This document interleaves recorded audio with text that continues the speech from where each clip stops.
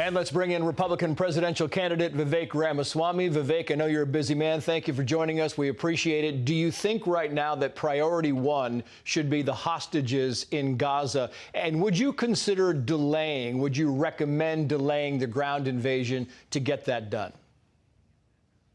Well, look, I have independent concerns about the ground invasion, Trace. Independent concerns from the standpoint of Israel and the United States. I think a ground invasion into Gaza at this juncture without a very clear objective is likely to be a disaster. And I worry about the cascade that opens up.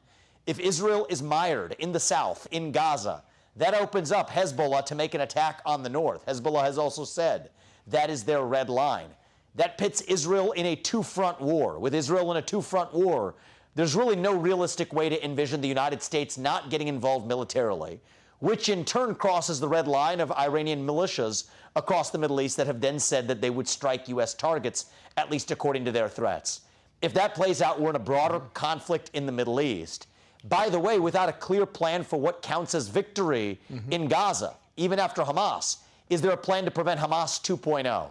So my concern is significant, not out of the concerns that you'll hear from some about proportionality or otherwise, but on the terms of success itself. I worry this could end up being a failure, and it has not yet been sufficiently debated before proceeding.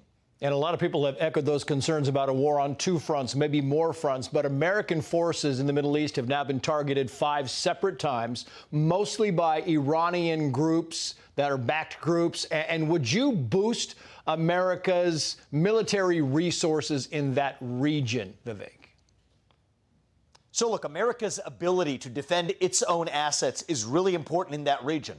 However, I worry this is just a prequel of what's to come. Many of those groups have said that U.S. involvement in Israel, take the Houthis in Yemen, take the Badr Brigade in Iraq, these are groups that have pre-specified that U.S. military engagement here will be their condition for striking U.S. assets in the region. Take Baghdad, where we have our largest embassy. The largest U.S. embassy is in Baghdad.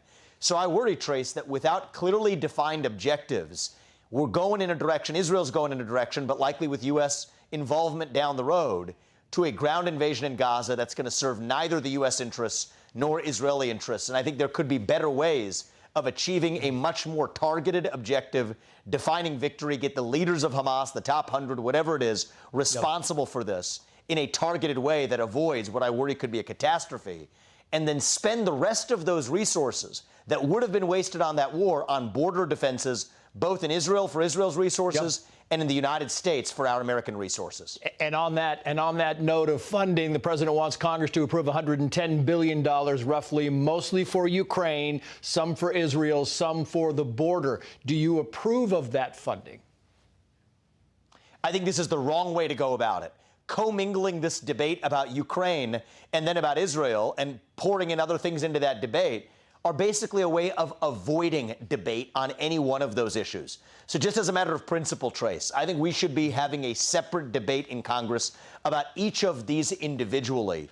This is designed to sidestep debate. And I remember this. I mean, this is somebody going back to the 9/11, post-9/11 era. Yeah. We made some of our worst mistakes in Iraq and Afghanistan because we failed to debate the merits of each of those wars. I don't want to make that same mistake now. And Biden's approach sets us up to do precisely that. You just used the word sidestep. This administration has been accused of sidestepping Iran during this whole chaos, this chaotic thing that we've been watching for the past 14 days. What would you tell Iran right now in 15 seconds?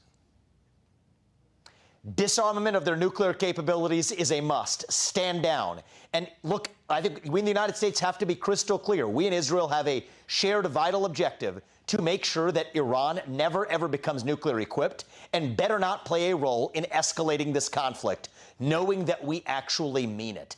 And I think for our part in the United States, we also need to behave rationally, ending any discussions with Saudi Arabia about transferring nuclear technology. That may be a mistake that we made, but let's go for nuclear nonproliferation across the board in the Middle East. That'd be my top objective.